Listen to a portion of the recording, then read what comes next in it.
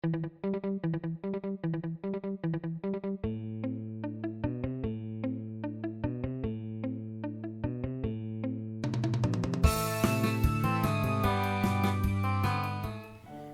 simplicity of living through the magical approach.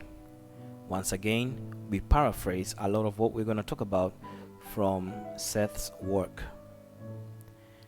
When you understand all that we are talking about intellectually, then the intellect can take it for granted that its own information is not all the information that you possess.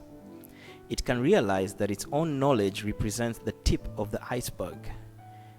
As you apply that realization to your life, you begin to realize furthermore that in practical terms, you are indeed supported by a greater body of knowledge than you consciously realize, and by the magical spontaneous fountain of action that forms your existence.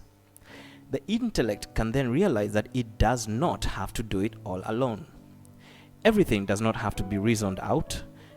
It does not even need to be understood. It just is. Remember, the intellect can and does form strong paranoid tendencies when it is put in the position of believing that it must solve all personal or worldwide problems all alone. Yet, if you realize that the intellect itself is a part of nature, a part of the natural person, a part of the magical process, then you need not overstrain it, force it to feel isolated, or put it in a position in which paranoid tendencies develop. It is itself supported as your intuitions are also supported by life's magical processes. Your intellect is supported by the greater energy that gave you and the world birth, the same energy that created the universe and runs the entire cosmos, from the subatomic level to the multiverse level and beyond. The intellect is itself the result of highly spontaneous processes of which it itself knows nothing.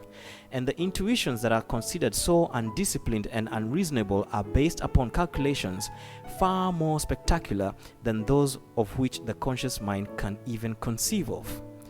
The intellect was designed specifically to navigate the three-dimensional environment called physical reality.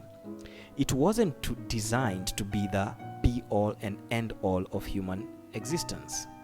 In other words, you are not your intellect. Your intellect is just another tool in your vast toolbox. Again, it was designed specifically to navigate the three-dimensional environment we call physical reality. And that's it. Okay? You are not your intellect. Your intellect is just another tool in your vast toolbox. That alone is reason enough to let go and trust the greater system at work. As a society, we need to remember the greater aspects and vastness of what we really are and stop stressing the intellect with tasks that it wasn't designed for. And so the key here is to trust the greater power of the universe that forms your own image and likeness, to trust its spontaneity and natural impulses as these show themselves in their own rhythms in your life. In other words, trust the wisdom of life.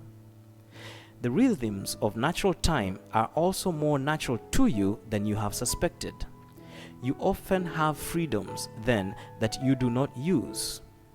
A 24-hour period that you use quite arbitrarily, one that is already sectioned for you by society in artificial time, but only if you allow it to be. It can be used in any other fashion that you wish if you choose. You don't have to use it the way society tells you to use it. To use the magical approach, you must be convinced that it is the natural method by which humans are meant to handle their problems and approach their challenges. We are indeed dealing with two entirely different approaches to reality and to solving problems. Methods we will here call the rational or artificial method and the magical one. The rational approach works quite well in certain situations, such as mass production of goods, baking cakes and cookies, or in certain kinds of scientific measurements. But all in all, the rational method, as it is understood and used, does not work as an overall approach to life or in the solving of problems that involve subjective rather than objective measurements or calculations.